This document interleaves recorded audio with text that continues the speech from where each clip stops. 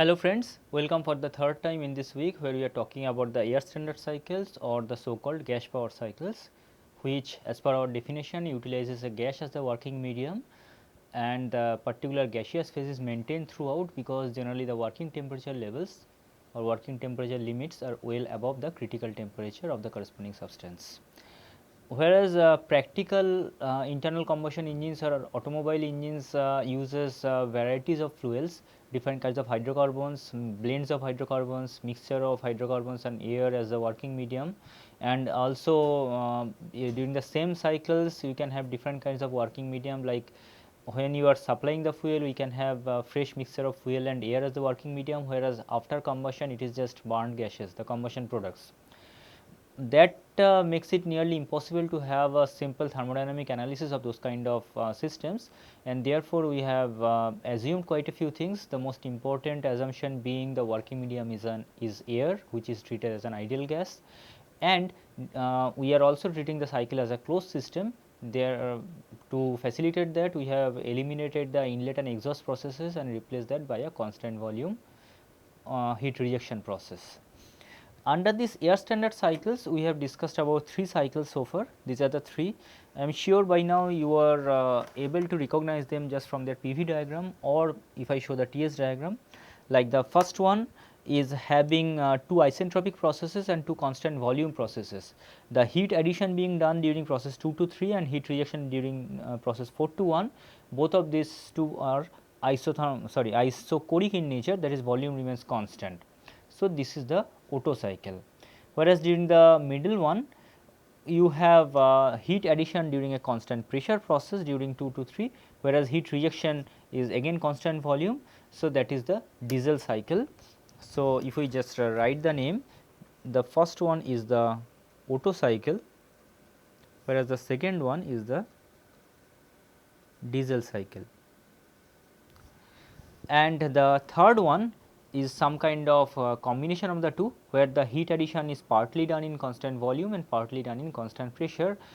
This is while the Otto and diesel cycles are very much idealization. Otto cycle is the idealization for SI engines, whereas diesel cycle is the idealization of CI engines. The operation of this third one is much closer to the actual operation, where the real combustion is done partly at constant volume and partly at constant pressure. This is called the dual cycle or dual combustion cycle, or sometimes also called the mixed pressure cycle or mixed combustion cycles, or there is another name, limited pressure cycle. If we are doing it only at the heat addition only at constant volume, then the pressure would have been much higher. As we are limiting the pressure to certain range, so sometimes it is also called a limited pressure cycle. So, there are several names, but we shall be sticking to this dual combustion cycle. Now, in Otto cycle, the amount of heat addition, say if QH is the total amount of heat or QH dot is the rate of heat addition to the system, if we divide that by mass, that is sometimes represented by Q in, that is called, we generally remove this dot. So, that is in constant volume. So, that is given by CV into T3 minus T2 like we have done. Similarly, the amount of heat rejection divided by the mass, which is small q out, that is again in constant volume. So, this is CV into T4 minus T1, whereas during the diesel cycle heat addition is at constant pressure. So, here your small q in is not CV, but it is Cp, because it is heat addition at constant pressure into T3 minus T2, whereas heat rejection it remains at constant volume. So, it is CV into T4 minus T1, and in a dual cycle which is an amalgamation. So, here the heat addition partly at constant volume, which is CV into Tx minus T2, and partly at constant pressure, which is Cp into T3 minus Tx, but heat rejection here again at constant volume. So, that remains the same, Cv into T4 minus T1. Generally, whenever we are analyzing such a cycle, our objective is primarily to identify all the state points. May not be necessary always, but if we have information about all the state points, particularly the temperatures and also the properties of the substance, properties of air, that is Cp and Cv, then we can calculate everything. Just like here we have written the expressions for all the heat interactions, and once you know the heat interactions, you can calculate everything. Like if we want to know the net work transfer during the cycle or net work output will be equal to the net heat transfer during the cycle, which is nothing but the amount of heat added during a cycle minus amount of heat rejected during the cycle. Similarly, if we want to calculate efficiency, thermal efficiency, that will be the net work output divided by Q in, which is 1 minus Q out by Q in. This way we can calculate all the parameters. Another parameter sometimes we need to consider, that is called the mean effective pressure. Now, the idea of mean effective pressure, MEP is subscript generally used, that is called mean effective pressure. Idea of mean effective pressure is whatever net work output your cycle is producing, as we know that during the expansion process both pressure and volume are varying. Now, if we can assume some intermediate pressure or some average hypothetical pressure value such that if we multiply that pressure with the stroke volume, that is Vs, then we are going to get the net work output. Here we are writing everything in capital sense.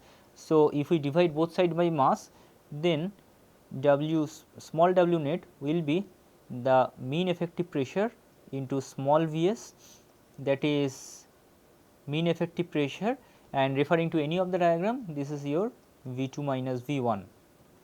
So, the mean effective pressure is represented as net work output by the stroke volume, or in our notation mean effective pressure per unit mass divided by V2 minus V1. And we also know that V2 and V1 are related by the compression ratio.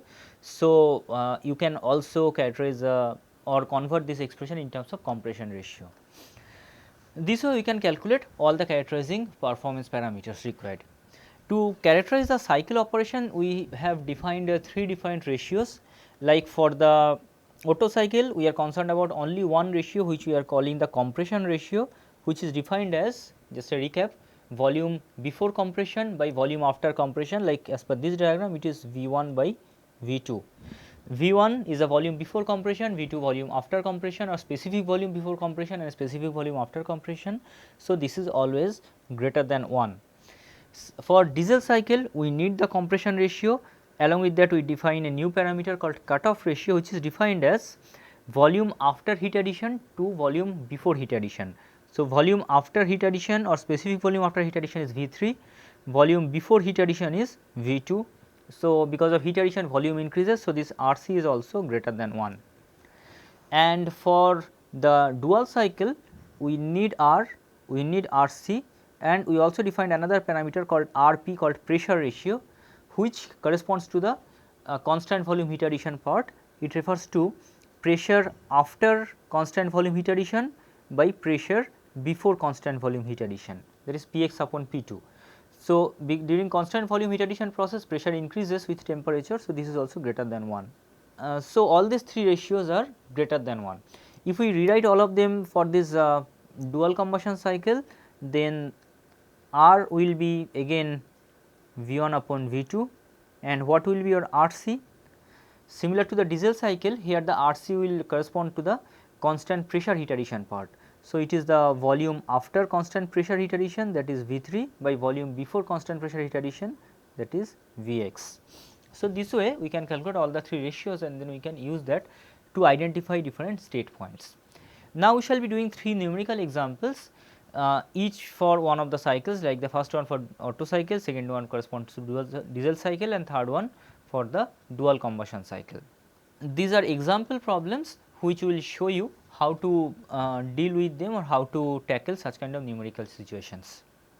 This is the first one. Read the problem statement very carefully. Here we are talking about an ideal Otto cycle.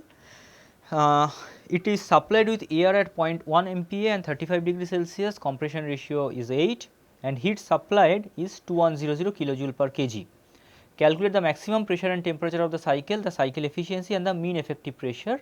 Cp and R values are given to us. It is always better to have a cycle diagram whenever you are trying to solve a problem. So, I am showing the PV diagram.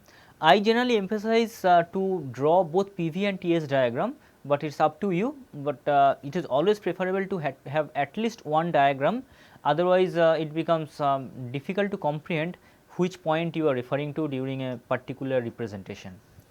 So, this is the standard cycle for an ideal Otto cycle, a standard schematic representation on PV plane. So, let us now try to relate the given information with the state points. So, the engine is supplied with air at 0.1 MPa and 35 degree Celsius. Then this one corresponds to which state point? The supply point, which is your point number 1.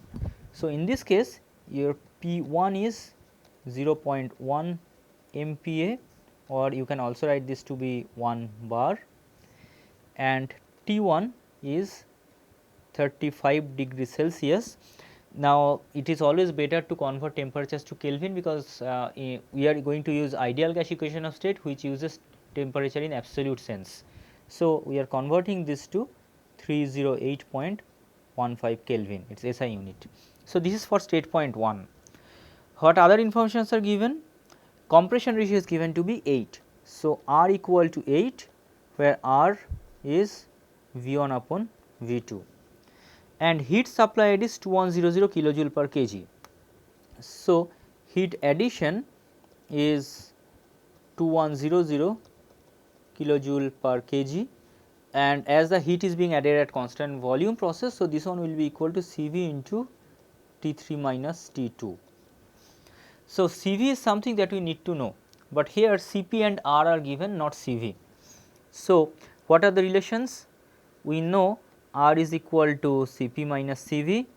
So, Cv is equal to Cp minus R, which gives you 0.718 kilojoule per kg Kelvin.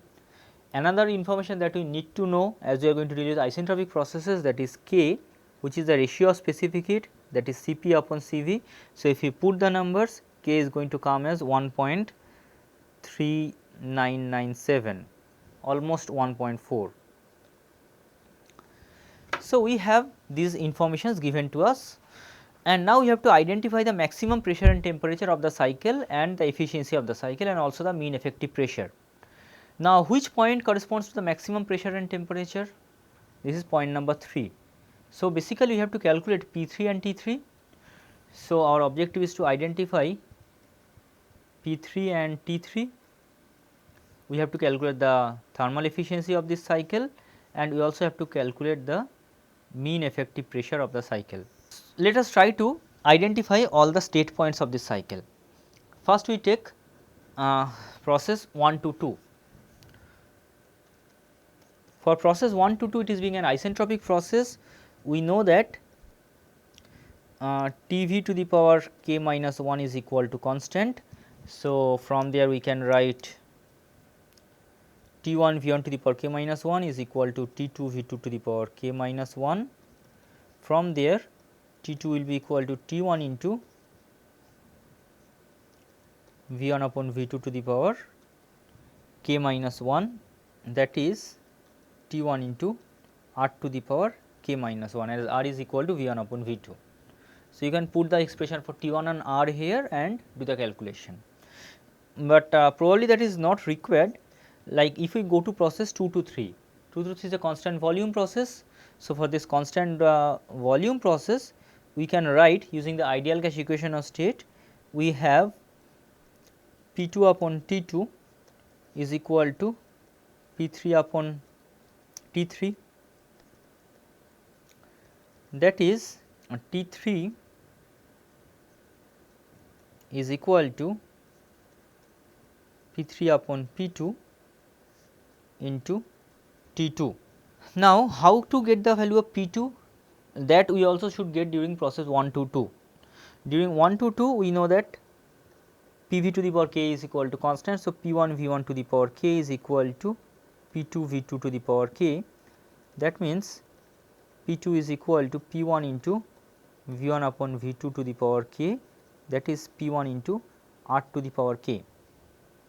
So, from there we can get the values of P2 and T2, though we are not directly calculating. Now, we are going to make use of this information. It is given that Cv into T3 minus T2 is equal to 2100. So, if we separate them out, then T3 is equal to T2 plus this QH, or sorry, Q in we are using, Q in upon Cv, this is your Q in, that is T2, the expression that we have written earlier, T2 is equal to T1 into R to the power k minus 1 plus Q in upon Cv. So, this is going to give you the expression for T3. So, if you put this, then you are going to get T3 to be equal to, I have pre-calculated the number for you, your T3 is coming 3632.29 Kelvin, an extremely high temperature that we are talking about. That is your first answer, the maximum temperature of the cycle. And how to get the maximum pressure?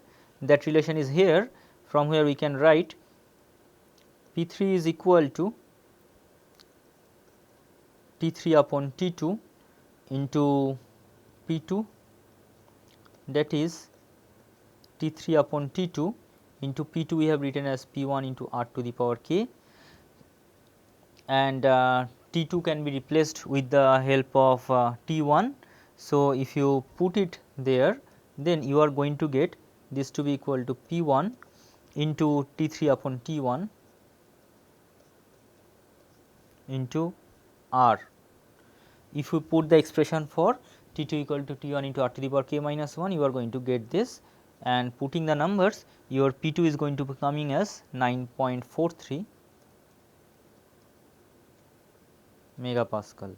So, that is the second answer that you are looking for. So, you have got the maximum pressure and temperature of this particular cycle. Now, you have to get the efficiency. To get the efficiency, we need to know the amount of heat rejection, and to know the amount of heat rejection, we need to get the temperature at point number 4. Now, for an Otto cycle, we know that T2 upon T1 is equal to T3 upon T4. So, if you check this, T4 is equal to T3 into T1 upon T2.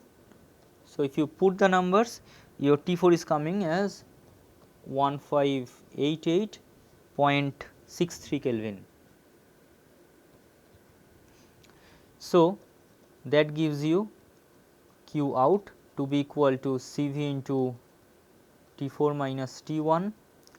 So, the amount of heat rejection Q out, if you calculate this way, that is coming as 919.382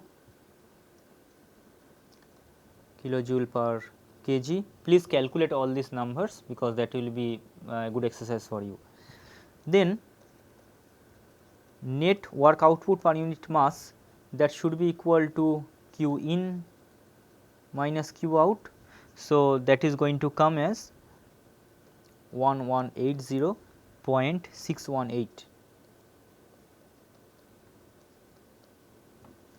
If you want to calculate efficiency, actually this W net was not required for efficiency calculation, because efficiency you can directly get as 1 minus Q out upon Q in, or the standard definition net work output by Q in. Whatever you do, your thermal efficiency is going to come here as 56.22%.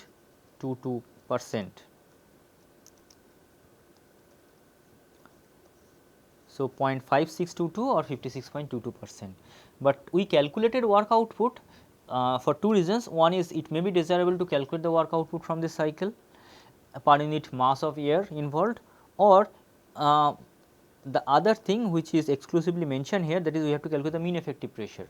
Now, mean effective pressure is W net divided by the stroke volume, V1 minus V2 in this particular case.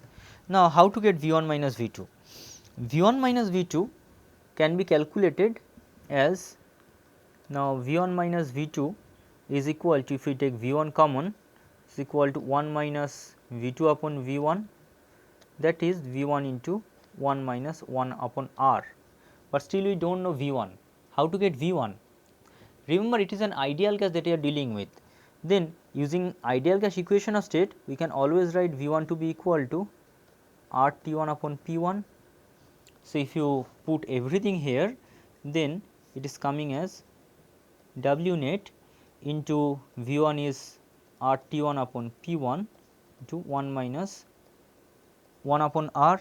So, if you put it there, your mean effective pressure is going to come as 1.525 megapascal. That is, instead of having such amount of pressure variation during the expansion process, if we can deal with a process during which pressure remains constant at this particular value and we have the same amount of expansion, that is from the top dead center to the bottom dead center, we are going to get the same work output. So, this way you can analyze a Otto cycle. You have seen that here sometimes was not required, but still we have evaluated all the points. Pressure at point 4 we have not calculated, but again T 3 to 4 is an isentropic process during which PV to the power k remains constant. So, using that idea you can also calculate P4. So, we have evaluated all the state points, we have calculated the heat released by the cycle, we have calculated the work output, net work output that is, and also we have calculated two performance related parameter, the thermal efficiency and mean effective pressure. Now, we are going to solve another problem involving the diesel cycle. The statement is quite small, very small. It has a compression ratio of 14 and cutoff takes place at 6% of the stroke. Find the cycle efficiency using k equal to 1.4. Okay. No information is given about the initial states and others, only thing is the compression ratio, and a peculiar information, cutoff takes place at 6% of the stroke. What does that mean? Now, this is the cycle that we have. So, compression ratio is given R, which is V1 upon V2, which is 14. I would like to compare with the previous cycle. Here you have seen that the compression ratio value was 8, which is quite logical for practical Otto cycles. But in this particular case, the compression ratio value is 14, which can even be lower for typical CI engines. They can go to much higher compression ratio level. Now, R is given as 14 and it is given that cutoff takes place at 6% of the stroke. Now, what does that mean?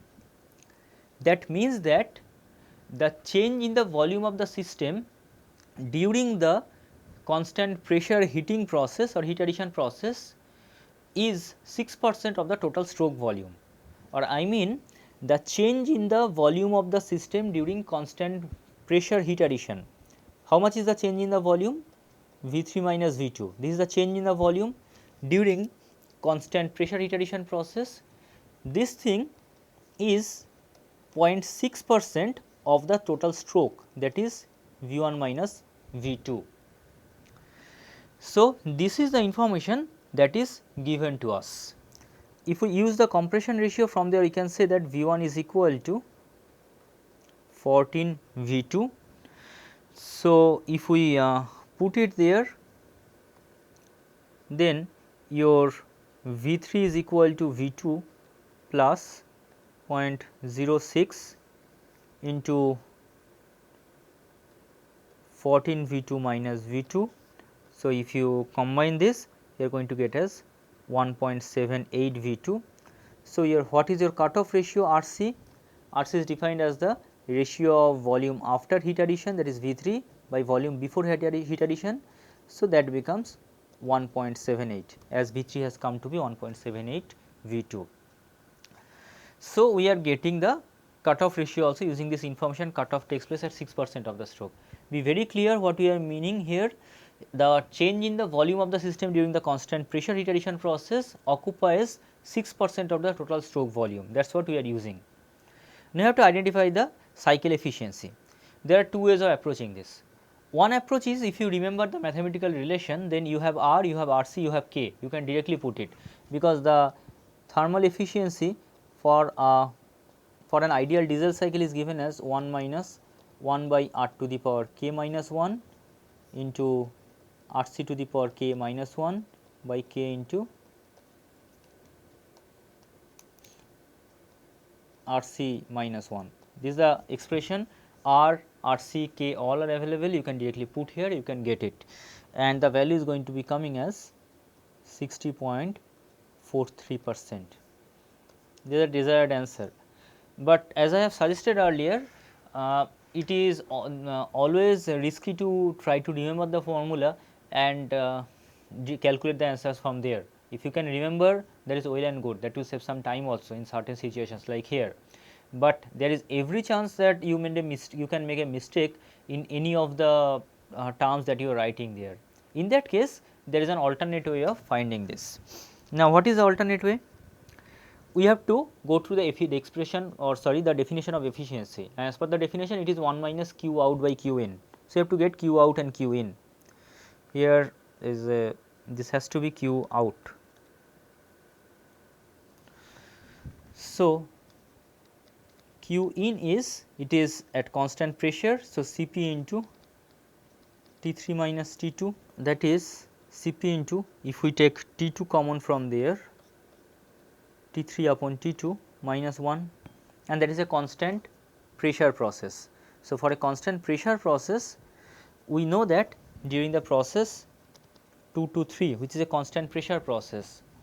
So, V2 by T2 is equal to V3 by T3, that is what we are going to use here. So, T3 upon T2 will become Cp into T2 into V3 upon V2 minus 1, or V3 upon V2 is RC. We can put the magnitude here also if you want, or you can just keep it as Cp into T2 into RC minus 1. T2 is not known, Cp is also not known, only information given is K. Of course, using R equal to 0.287 kilojoule per kg Kelvin, you can calculate Cp by combining with K, but that is not required here. Let us see what we are doing now. For QL or Q out is Cv into T4 minus T1, and nothing given about this. So, you have to get something about T4 and T1. If we take say T1 common from there, okay, we shall be doing that shortly. Like if we take Cv into T1 into T4 upon T1 minus 1. So, something we have to do for this. For that, we have to analyze the process 2 to 3 again. For process 2 to 3, we have V2 upon T2 is equal to V3 upon T3, which gives us T3 equal to T2 into V3 upon V2, that is T2 into RC. And if we go one step back, that is process 1 to 2, for process 1 to 2 we know that T1 V1 to the power k minus 1 is equal to T2 V2 to the power k minus 1. From where we can write T2 is equal to T1 into R to the power k minus 1. So, if you put it there, here it becomes T1 into RC into R to the power k minus 1, which we shall be using shortly. And now come to the last process, or the third process rather, 3 to 4. 3 to 4 is again another isentropic process. So, for isentropic process between point 3 and 4, we have T3 V3 to the power k minus 1 is equal to T4 V4 to the power k minus 1. Combining this, T4 is equal to T3 into V3 upon V4 to the power k minus 1. Now, what is V3 upon V4? V3 upon V4 can be written as V3 upon V2 into V2 upon V4 to the power k minus 1, and 4 to 1 is a constant volume process. So, in that case this V4 can be substituted by V1. So, it becomes T3 into V3 upon V2 is RC and V1 upon V2 is R. So, it becomes RC upon R to the power k minus 1, and T3 can be replaced with this expression now. So, if we do that replacement, it becomes T1 into RC into R to the power k minus 1 into RC by R to the power k minus 1, giving this as T1 into, as R to the power k minus 1 cancels out, RC to the power k. So, these things we are going to take it back now to get the expression for efficiency. So, eta thermal is 1 minus Q out upon Q in. So, 1 minus, what was your Q out, that is Cv into T1 into T4 upon T1. T4 upon T1 we have just got to be equal to RC to the power k minus 1, and how much is your Q in? Your Q in you have written earlier as Cp into T2 into RC minus 1. So, that T2 can be replaced with this. So, T2 becomes now T1, sorry, T2 will be replaced by this, T2 equal T1 into R to the power k minus 1, which is 1 minus, we have T1 in the numerator also, which I have missed unfortunately. So, as T1 cancels out, it becomes 1 minus 1 by R to the power k minus 1, RC to the power k minus 1 by k into RC minus 1, which is the expression for efficiency which we have used, and if you put the numbers, it is again becomes 60.43%. So, see, we have developed the expression for diesel cycle efficiency once more, which we actually have done in the previous lecture itself. Here for solving this problem, again we have developed the same expression to show that with such minimum information available, how we can calculate the efficiency even when you do not remember the mathematical relation. A third problem now involving the ideal dual cycle. It is a quite lengthy expression, please read the problem statement carefully. This is a diagram here. I would also like to do the solution quite quickly. So, here the informations given are compression ratio R is equal to 10, maximum pressure is limited to 70 bar. What is your maximum pressure? That is Px equal to P3, that is equal to 70 bar. Total heat supplied is 1680 kilojoule. So, Q in is 1680 kilojoule per kg, but you have to remember this heat has been supplied in two parts, one during 2 to x which is constant volume, other during x to 3 at constant pressure. Cp, Cv are given, and also the pressure and temperature of air at the commencement of compression are 1 bar and 100 degree Celsius respectively. So, you have P1 equal to 1 bar, T1 equal to 100 degree Celsius, that is 373.15 Kelvin. So, you have to identify all the salient points of the cycle and the efficiency of the cycle. Of course, if we can calculate all the points, all the state points you can identify, then we can easily identify or calculate terms like work output or mean effective pressure or efficiency, and also all the heat interactions. We have to we have to identify all the salient points.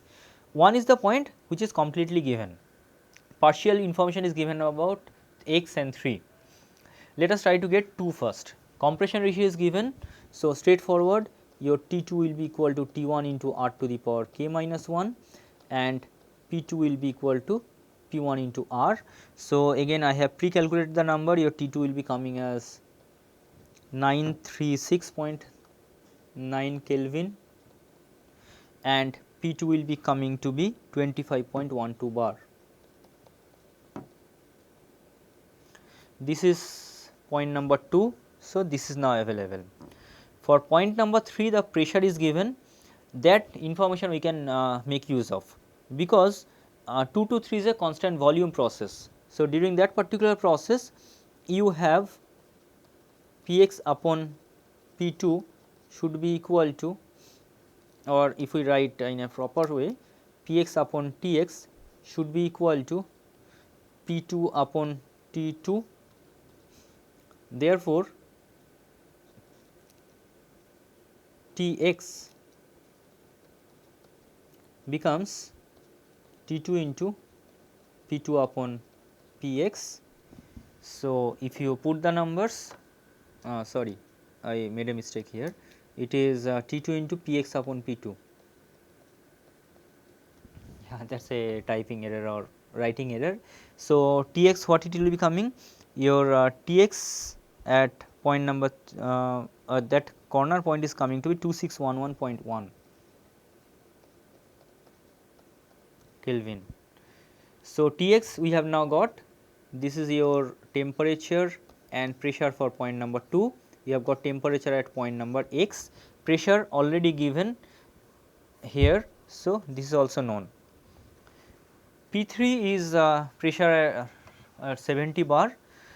Now, we have to identify point number 3 for which pressure is given, but temperature is not known, and for that we shall be making use of this information. Now, as we know point x and 2, or rather the temperatures at x and 2, we can calculate how much it has been added during this constant volume part, because Cv into Tx minus T2 should be equal to Q in supplied at constant volume, and you can calculate this. Cv is given, Tx and T2 you have calculated. So, this will be coming as, if you put the numbers, 1200.4 kilojoule per kg. That means, the amount of heat added during the constant pressure part is total amount of heat added minus heat added during the constant volume part, and this one should be equal to what? This is the heat addition at constant pressure. So, this should be equal to Cp into T3 minus Tx. So, if you put the numbers, you are going to get T3 to be equal to 3088.8 Kelvin. So, you now know this particular point, this is the point which corresponds to largest temperature of the cycle, but this is not the only point of correspond to the largest pressure, because x 2 3 this entire part corresponds to the highest pressure, but 3 is the point corresponding to the largest pressure. It also marks the end of the heat addition process. So, 4 is the only one that is left out.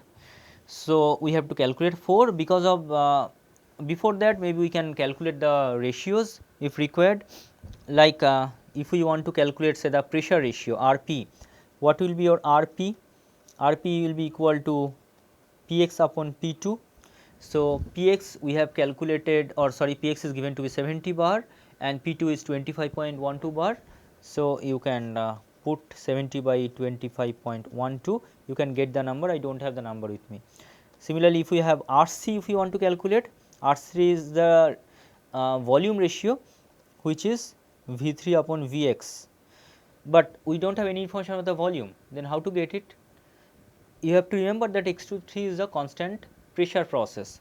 So, for a constant pressure process using the ideal gas equation of state, we can write V3 upon T3 is equal to Vx upon Tx, that is V3 upon Vx should be equal to T3 upon Tx.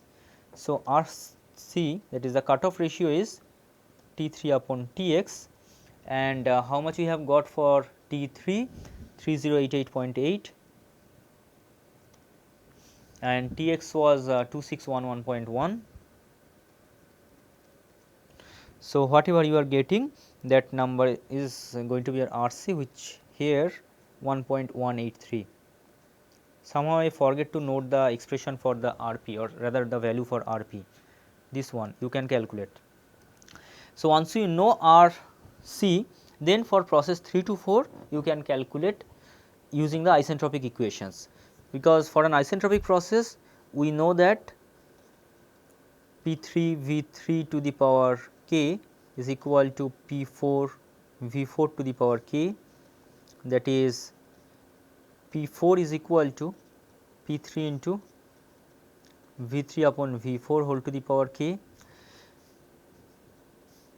If you put V4 equal to V1, then that becomes V3 upon V2 into V2 upon V1 to the power k, or whatever way we can calculate is, now what is your V3 upon V2?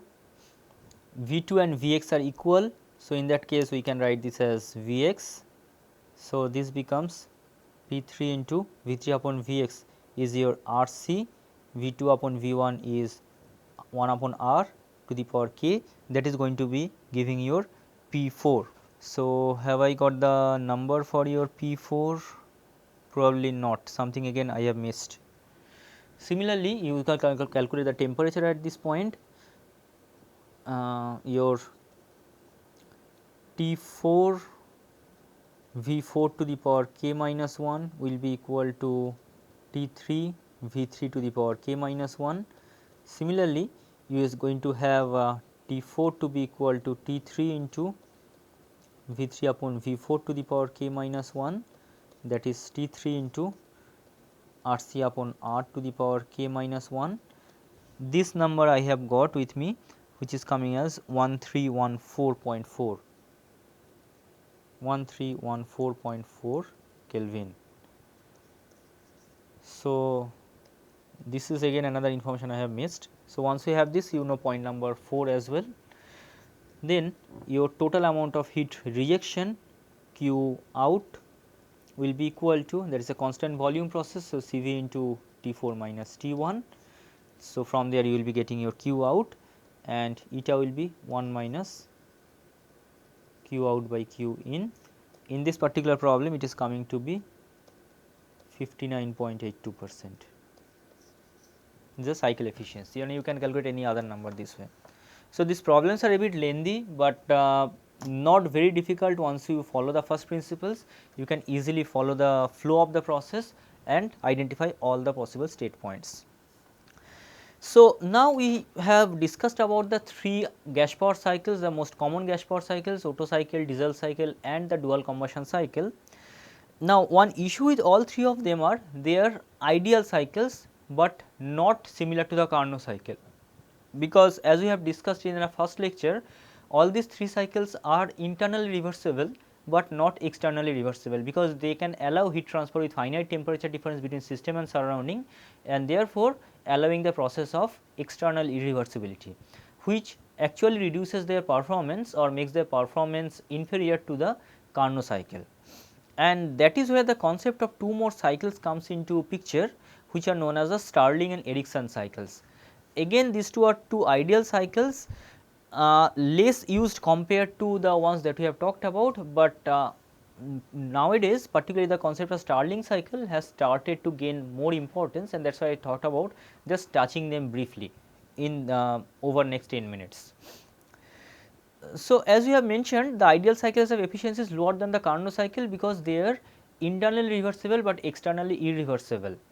And if we want to get efficiency value similar to the Carnot cycle efficiency or similar to efficiency of a completely reversible cycle, then you have to make the cycle completely reversible, and that is possible only when you can eliminate any kind of heat transfer with finite temperature difference. Rather, any kind of heat transfer process has to be performed with infinitesimally small temperature difference between system and surrounding, and that is where the concept of these 2 cycles come in, the Stirling cycle and Ericsson cycle. These are 2 cycles which are totally reversible in nature, though they are not similar to Carnot cycle. They have some differences with the Carnot cycle, but both of them are totally reversible in nature, because they do not allow any heat transfer with finite temperature difference. Rather, whatever heat transfer takes place here are because of infinitesimally small temperature difference between system and surrounding. Both of them allow isothermal heat interactions, during which the temperature difference is extremely small, and isentropic processes in the Carnot cycle are replaced by other reversible process. If we draw the Carnot cycle, the TS diagram of the Carnot cycle, if I want to draw, say the TS diagram looks like a rectangle. This is the heat addition process, isothermal heat addition. This is the expansion part, isentropic expansion. This is isothermal heat rejection, and this is the compression part, isentropic compression. Now, here 2 of the processes are isothermal and 2 of the processes are isentropic. So, the expansion and compression processes, if I mark these 2, this expansion part and the compression part, both of these processes are isentropic. In these 2 ideal cycles, that is Stirling and Ericsson cycle, these isentropic processes are replaced by some other process.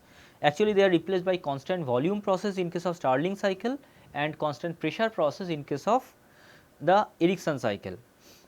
but the heat addition and heat reaction remains at isothermal. And for that we use a concept called regeneration. Regeneration is a very useful concept where the heat rejected by the system during one part of the cycle is supplied to some kind of energy storage device, and during another process part of the cycle energy is recovered from the storage thing. Like if the system wants to reject heat at this part, it will reject to your storage, and then when it wants to gain the energy here, then the same storage has moved here to get supply the energy back to this. This concept of regeneration is extremely important. It will again come back when we talk about the gas turbines or when we talk about the steam cycles or Rankine cycles. Here in concept in conjunction with Stirling cycle, we are briefly touching upon this regeneration part. So, these are the conceptual PV and TS diagrams. The first one is the Carnot cycle, which we know this is the TS diagram. You have a isothermal heat addition and isothermal heat rejection. Then we have an isentropic expansion and an isentropic compression process. During the Stirling cycle, the heat addition and heat rejection remains at constant temperature, but the expansion and compressions are not isentropic, during which heat transfer is possible. Both of them are at constant volume. This constant volume expansion is a constant volume compression part. Or if we see on the PV diagram, you can see this is the heat addition part, this is the heat rejection part, and then there is a constant volume expansion process, pressure drops, volume remains constant, another constant volume compression process in which the pressure increases, but volume remains constant. Similarly, for in case of Ericsson cycle, we again have heat addition and heat reaction at constant temperature, but other processes are constant pressure. Like on PV diagram, this is the heat addition, this is the heat rejection, but this 4 to 1 and 2 to 3 are at constant pressure. So, the difference with the Carnot cycle is that in case of Stirling cycle, instead of isentropic processes, we have constant volume processes. So, it comprises of 2 isothermal and 2 isochoric processes, whereas in case of Ericsson cycle, we have 2 isothermal and 2 isobaric processes.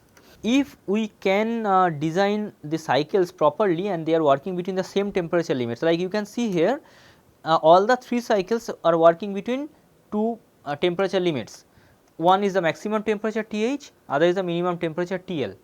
If this TH and TL are same for all these 3 cycles, then it can be shown that the thermal efficiency for all of them is equal to the Carnot cycle efficiency, that is 1 minus TL upon TH.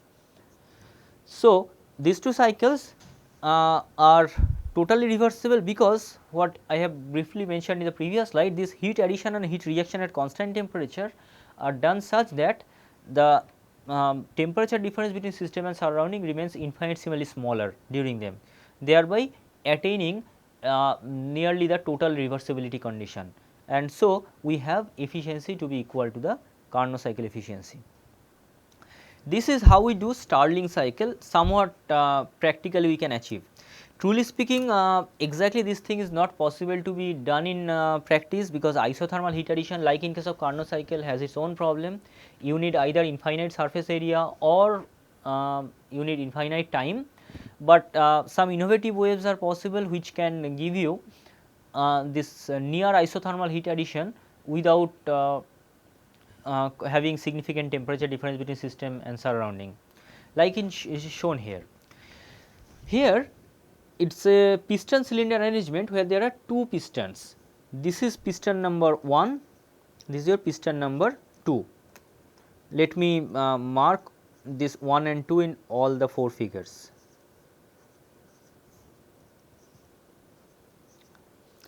So, and the one shown in pink is some kind of regenerative material. Your regenerative material can be some gel kind of substance, sometimes just wire meshes having or a porous structure through which the gases can pass through.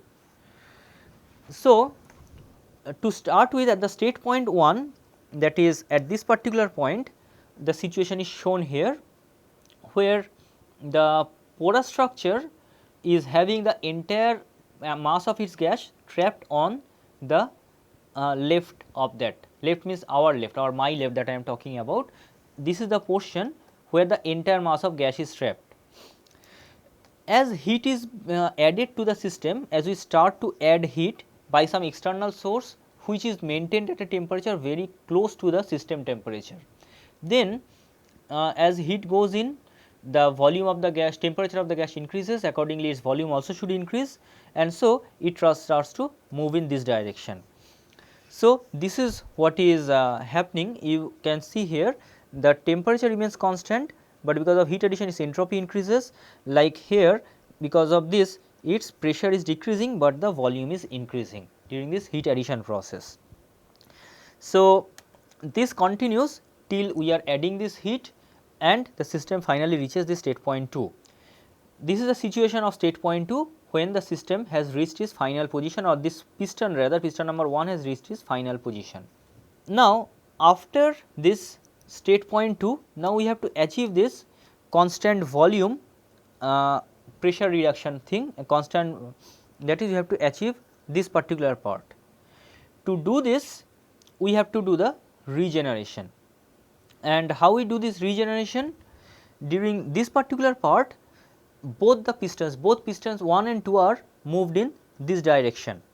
Both piston 1 and 2 are moving in this particular direction at the same rate, so that the total volume of the gas that remains constant.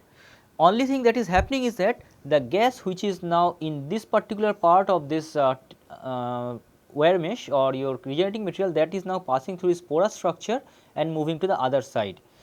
That is, if I draw an intermediate portion, say this is your regenerative material, at a particular instant of time between this process 2 to 3, this is your piston 1, this is a piston 2. So, the gas is moving from the chamber on the left to the chamber on the right. I am talking about my left, it is moving from my left towards my right through this, and as it is moving through the regenerative structure, it is transferring heat to the regenerative structure, thereby heating it, and the heating will be done sequentially. As it is moving through this, the gas temperature is dropping, accordingly there will be a temperature gradient in this regenerative structure also. So, that there is a steep temperature gradient, temperature at this particular end is Th and this end the temperature will be TL inside this regenerative structure. At this point we have reached state number 3. So, once we have reached state number 3, we have to achieve this constant temperature heat rejection. So, this part of the surface of this second chamber, that is taken to the contact of another substance whose temperature is again very close to TL, maybe slightly less than TL, so that the system rejects this QA out amount of heat, and as it is rejecting heat, its volume reduces, pressure increases. So, we have this process 3 to 4. In this process 3 to 4, heat is being rejected at constant temperature, its volume reduces, pressure is increasing slightly. So, as the state point 4 finishes, the entire mass of gas at temperature TL is trapped within this smaller portion of this tank, which is your state point 4. And next, as we have to move from 4 to 1, now again both piston number 2 and piston number 1 starts to move in this direction at the same rate, so that the gas is forced to move from the chamber at the right through the regenerative material to the chamber at the left. Now, here the temperature is TL, here the temperature is TH. As the gas is moving through the regenerative structure, it is finding an environment which is slightly hotter than this, thereby continuously gaining heat, and when it reaches the second chamber, it reaches the state 1, its temperature has increased back to TH, and this is the regeneration. During process 2 to 3, energy has been transferred by the gas to the regenerative material. During process 4 to 1, the system or the gas regains that energy back from the regenerative material. This is the concept of regeneration, that is, we are storing the energy intermittently to some energy storage option, and then when required we are getting it back, thereby trying to achieve the near isothermal heat addition process and also a totally reversible process. Similarly, this is the Ericsson cycle, which is shown here in conjunction with an open system. So, here you have this constant temperature compressor from where heat is being rejected, heat is being added to the turbine.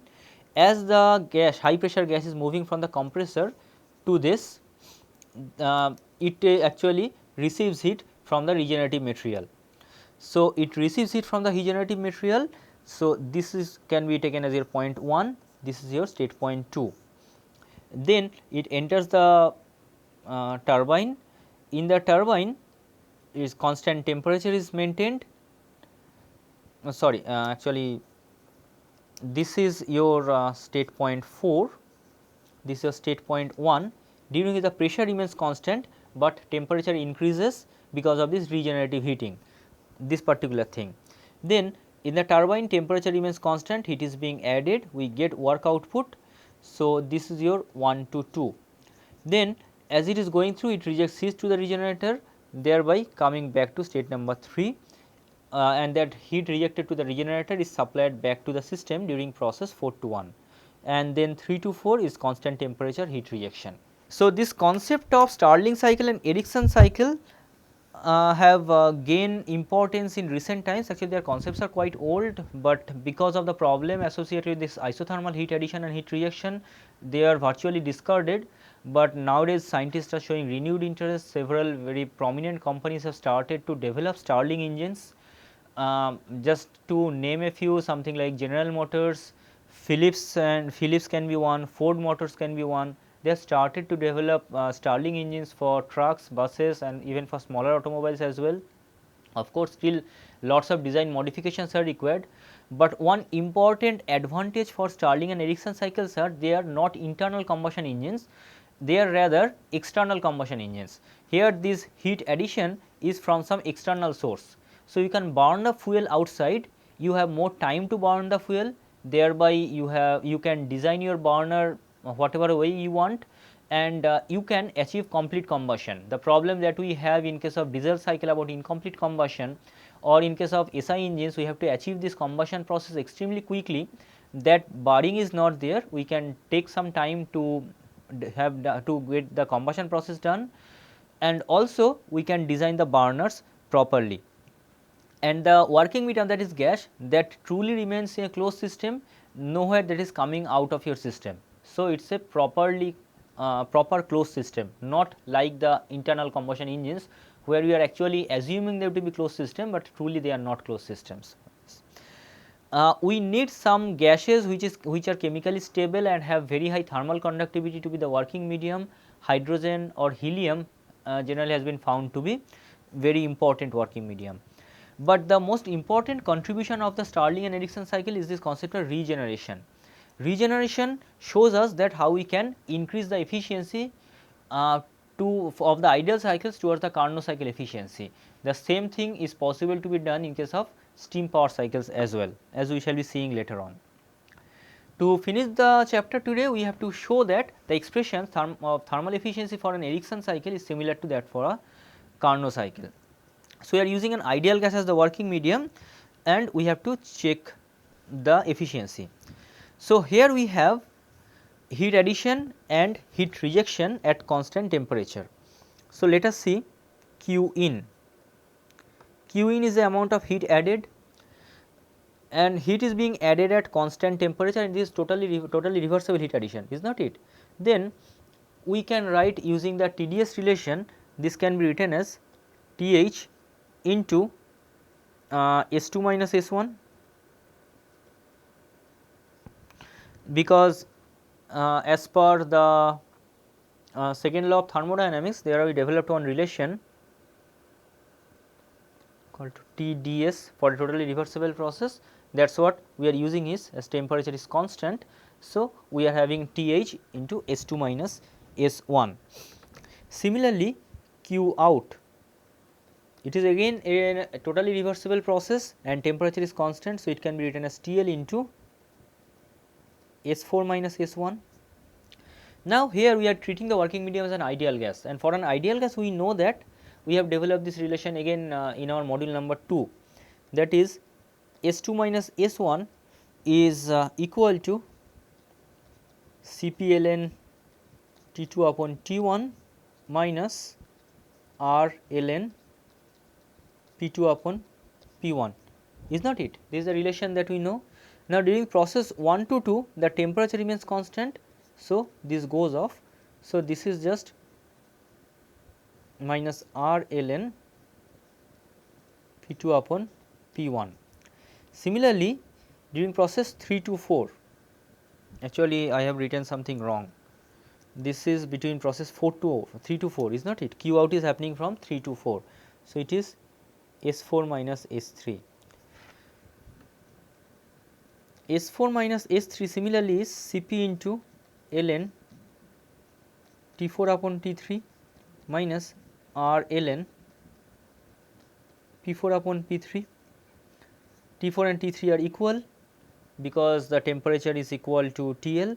So, this becomes minus R ln P4 upon P3. Now, look at this PV diagram. P3 and P2 are equal to each other. Similarly, P4 is equal to P1. So, if you put it, then it is minus R ln P4 is equal to P1, P3 is equal to P2, or just R ln P2 upon P1. Now, how much is thermal efficiency? Eta thermal is equal to 1 minus Q out upon Q in, 1 minus your Q out from this expression is TL into S4 minus S1, that is R into TL into ln P2 upon P1, and Q in is equal to R TH into ln into P2 upon P1. So, if it is cancels out, 1 minus TL upon TH, which is the same efficiency as that of a Carnot cycle. So, it can be shown that similarly we can prove it for a Stirling cycle. I am leaving that to you for an exercise. Try to prove the same thing for a Stirling cycle, follow the same procedure, just relates the heat addition and heat rejection to the corresponding change in entropy, and if we assume that to be an ideal gas, follow the same procedure to do it. So, that takes us to the end of module number 4, where we have discussed about the heat engines, the ideal heat engines, and their difference with the ideal heat engine cycles and the difference with the Carnot cycle. We discussed about the working of the reciprocating engines at the Carnot cycle and its limitation in conjunction with the reciprocating engines, then Otto, diesel and dual combustion cycles, then comparison between the cycles in terms of different parameters we have talked about. Today we talked about the Stirling and Ericsson cycles, and regeneration as an option of improving efficiency has briefly been touched upon. This will come back more in later modules.